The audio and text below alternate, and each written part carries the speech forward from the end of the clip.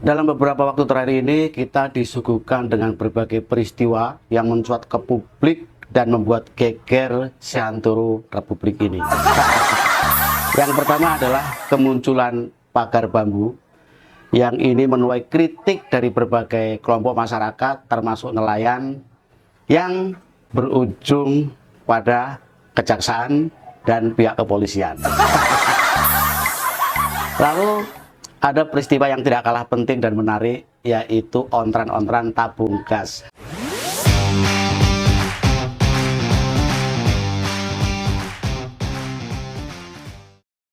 Menteri Energi dan Sumber Daya Mineral membuat kebijakan LPG gas 3 kg tidak lagi diperbolehkan diecer di warung-warung kecil.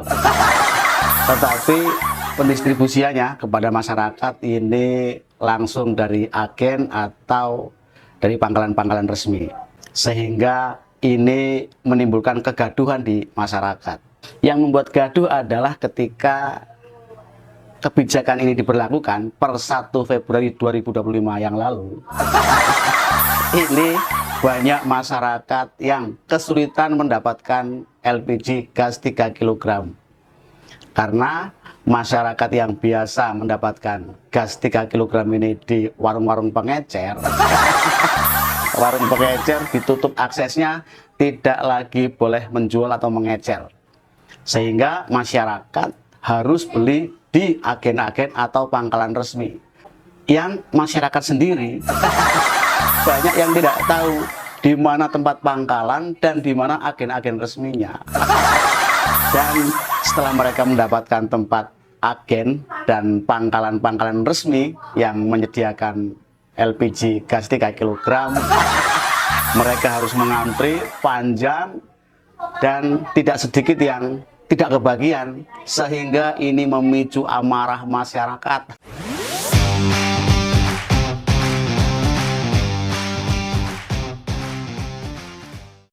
Dari dua peristiwa besar, yang pertama bambu cerucuk yang membakar laut di pesisir utara Kabupaten Tangerang, lalu kelangkaan tabung gas, hasil dari kebijakan Menteri Energi dan Sumber Daya Mineral.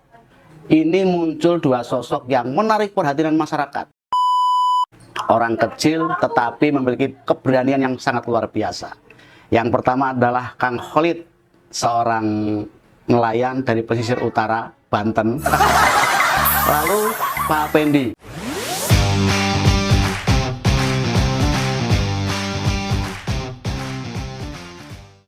Kang Khalid ini berani melakukan perlawanan, menolak pagar bambu yang membentang di sepanjang laut pesisir utara Kabupaten Tangerang, yang ini mengganggu aktivitasnya saat melaut, saat mencari ikan.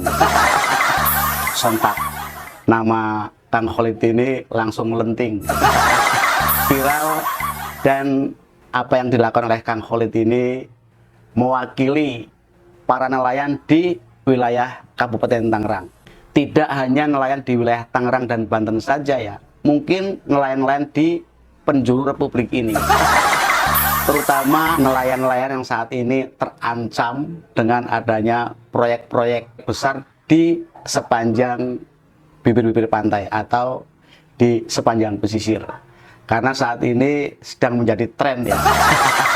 Banyak pengusaha besar mengembangkan kawasan kota, kawasan hunian di wilayah pesisir-pesisir laut. Bahkan melakukan reklamasi, membuat pulau menjadi tempat hunian.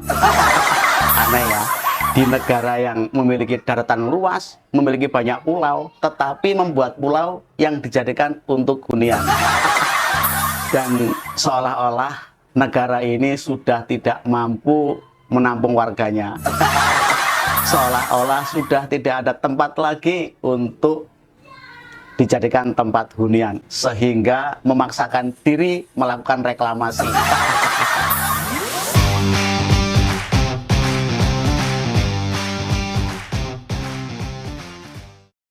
Lalu Pak Apendi yang dengan berani memaki-maki Pak Bahlil Lahadalia gara-gara ia kesulitan mendapatkan gas 3 kg sampai nggak masak, anaknya kelaparan.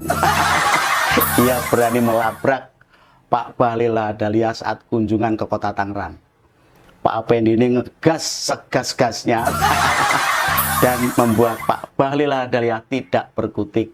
Padahal kita tahu ya, Pak Bahlil ini dikenal kadang-kadang suka ngegas, tapi kali ini digas oleh Pak Effendi. Gara-gara kebijakannya, ia tidak berani ngegas.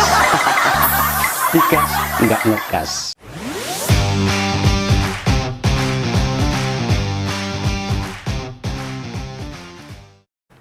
Dua sosok ini menurut saya sangat luar biasa dan mempunyai keberanian cukup tinggi, karena Kang Khalid berani melawan oligarki dan Pak Effendi ini berani terang-terangan melabrak Pak Bahlil Lahadalia pada saat kunjungan di kota Tangerang.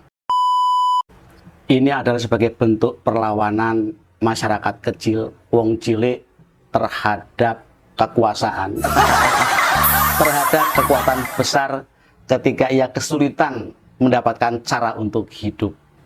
Namun terbukti ya dari keberanian orang-orang ini. Yang pertama, geger pagar laut di pesisir utara Kabupaten Tangerang terungkap sampai muncul ada sertifikat hak guna bangunan dan sertifikat hak milik yang lokasinya di lautan. Lalu dengan kekisruhan kelangkaan tabung gas akibat kebijakan Menteri ESDM, ini membuat Presiden langsung bertindak tegas dan membatalkan kebijakan Pak Bahlil Lahadalia sebagai Menteri ESDM. Dan kalau kita melihat dari apa yang disampaikan oleh Pak Dasko beberapa waktu yang lalu, ketika Pak Prabowo mencabut kebijakan Pak Bahlil Lahadalia soal pendistribusian gas 3 kg, ini seolah-olah nih sepertinya Pak Bahlil Lahadalia ini ketika membuat kebijakan tidak komunikasi dulu dengan Pak Presiden.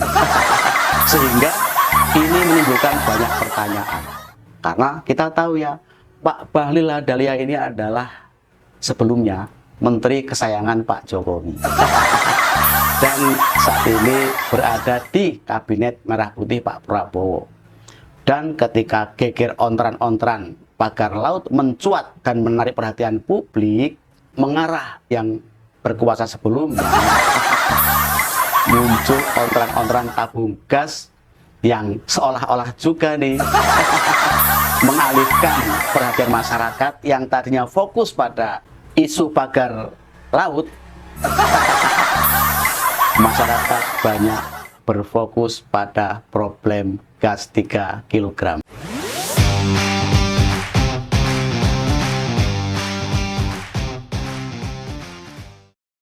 Saat ini mestinya ketika Pak Presiden sudah mencabut keputusan Menteri ESDM, warung-warung kecil ini sudah bisa mengecerkan lagi tabung gas kepada masyarakat.